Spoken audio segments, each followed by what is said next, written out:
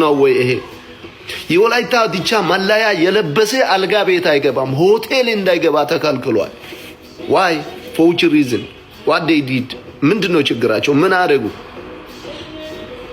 ኢትዮጵያዊ አይደለም ወላይታ? ሞራላቸውን አሳይቷሉ።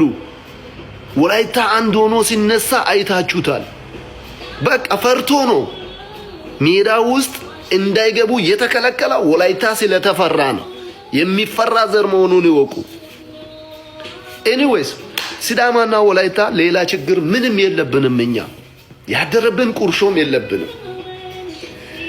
ሲዳማ ደጋፊና ወላይታ ደጋፊ ስቴዲየም ውስጥ ገብቶ ጨዋታ የሚያይ ከሆነ ምን ችግር አለ ብላችሁ ነው ስቴዲየሙን ዝግ ያረጋችሁት? በዚህ ቦታ ኢትዮጵያ ቡናና ቅዱስ ጊዮርጊስ ቢጫወት ሜዳው ዝግ ይሆን ነበር ወይ? ወይስ ሁለቱም ተያይዞ ከደቡብ ክልል ስለመጡ ምንም አያመጡም ብላችሁ ነው? ለምንድን ነው በወላይታ ህዝብ በደቡብ ህዝብ ላይ የምትጫወቱት? ኢትዮጵያ ኳስ ፌዴሬሽን ለምን ስፖርት ፌዴሬሽን ወይም ኢትዮጵያዊ አይደለንም? ግልጽ አድርጋችሁ ንገሩ። በእግር